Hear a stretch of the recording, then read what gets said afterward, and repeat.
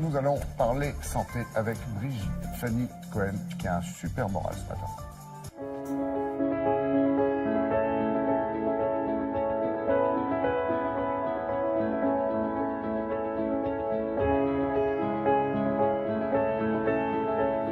Je dis un super moral, bonjour Brigitte Fanny, et un super sourire, parce que c'est pas le cas de tout le monde. C'est vrai qu'il y a entre 2 et 5%, la fourchette est assez large, de Français qui sont sujets à des crises de panique, à des crises d'angoisse. Ça les perturbe, ça fout en l'air tout leur quotidien. Et il en est question dans un livre qui vient de paraître. Exactement. Et ces crises, pour bien les comprendre, il faut savoir que ce ne sont pas des petits moments d'angoisse comme chacun d'entre nous peut en vivre. Ce sont de véritables attaques de panique avec des symptômes qui peuvent être très violents. La personne tout à coup se met à frissonner, à transpirer, elle a la vue qui se trouble, elle a ses membres engourdis, elle a surtout le cœur qui bat très très fort et elle a l'impression de devenir folle, elle a même l'impression qu'elle va mourir. Oui. Et donc c'est vraiment des crises très invalidantes qui ont un impact, vous l'avez dit, sur la vie quotidienne.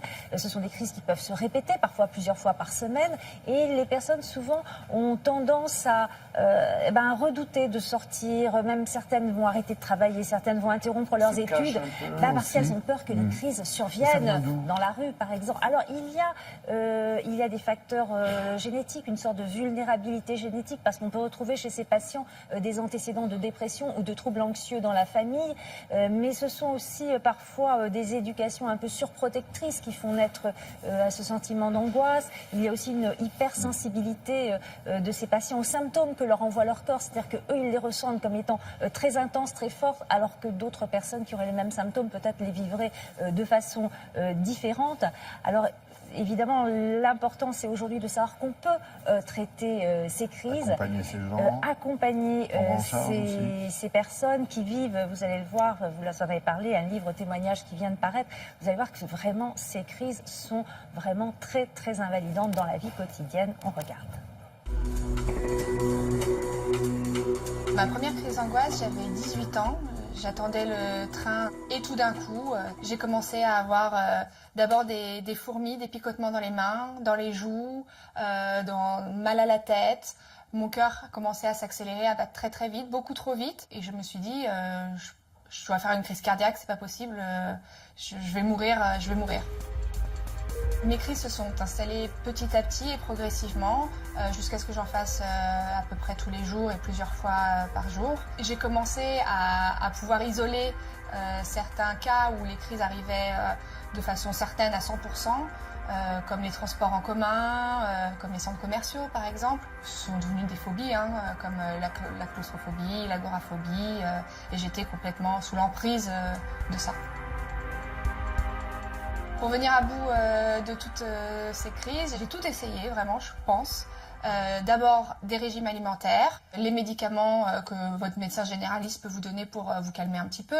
J'ai tenté l'acupuncture, le shiatsu, j'ai fait des arts martiaux. Finalement, ce qui m'a aidé beaucoup, c'est une thérapie que j'ai entrepris avec une psychiatre.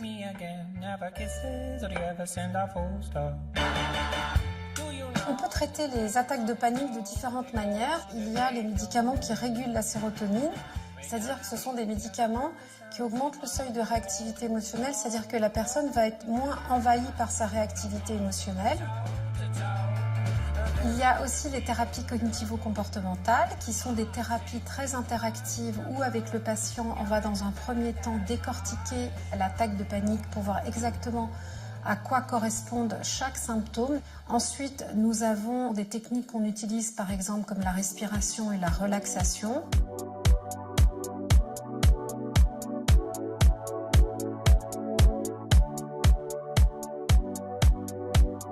Ensuite, on va aider le patient à s'exposer progressivement aux situations qu'il redoute.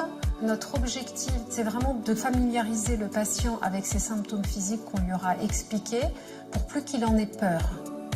Aujourd'hui, les crises d'angoisse, c'est du passé.